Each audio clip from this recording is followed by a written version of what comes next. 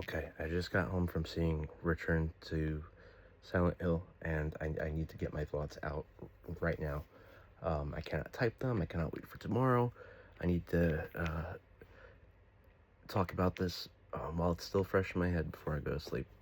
There's a lot going on here. But to summarize, I really enjoyed it, and yet I cannot recommend it.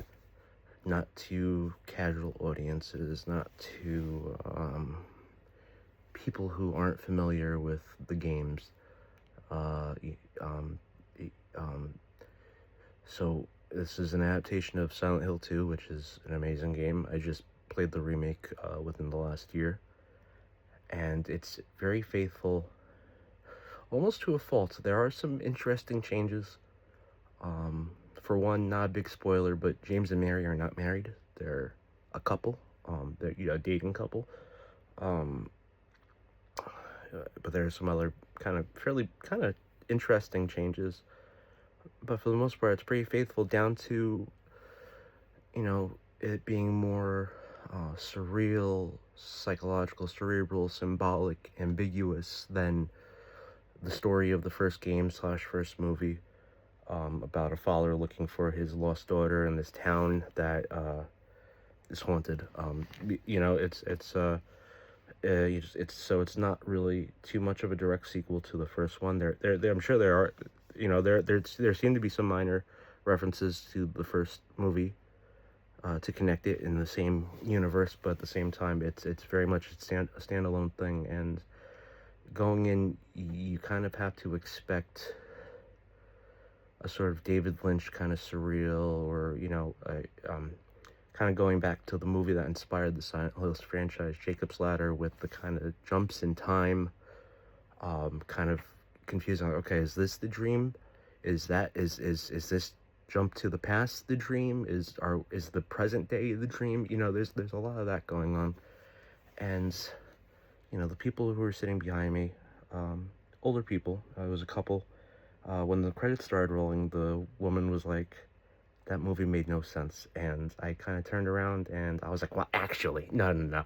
I, I kind of, I was a bit chummy, and I was like, well, if you played the game, it would make more sense. And I explained how, the game is about this guy who lost his wife, and she's dead, and yet he gets a letter asking him to visit her in Silent Hill. And now you see Silent Hill has become this place that calls to people who have some kind of untreated trauma, and the town kind of manifests their psychological damage into visible monsters. And James is not the only one going through it. There's the fat guy Eddie, the poor psychotic girl Angela, who is haunted by visions of her abusive father, and very heavy on the symbolism and the ambiguity. Like, is this real? What's real? What's kind of a memory? What's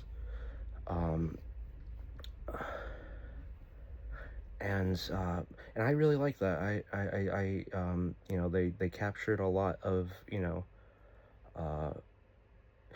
kind of the iconic moments from the game, like, James kind of walking from the bus stop through the forest into the town.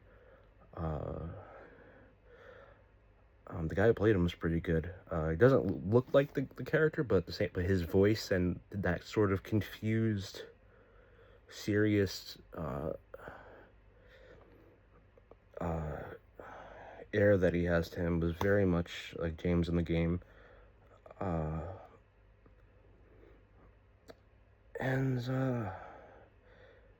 I've been waiting for this movie for 20 years, after the first movie came out, which that's still, listen, the first movie is still better. That still holds up as the best video game adaptation, film adaptation of a video game, along with the original Mortal Kombat. After it came out, Roger Avery and Christophe Gans announced that they were doing an adaptation of Silent Hill 2, which got scrapped, and then instead we got that horrible Silent Hill Revelations. So this new movie is not as good as the first movie. It is leagues better than that god awful second movie, and but I can understand why.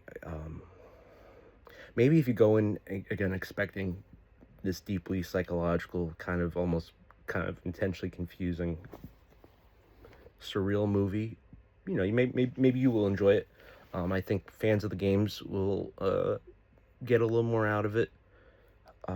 Which is like, what kind of movie is that? You know, like you gotta play a game first in order to understand the movie. But yeah, but that's kind of the camp that I'm in, and I enjoyed it.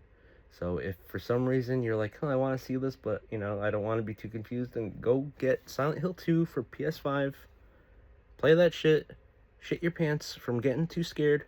Go see this movie.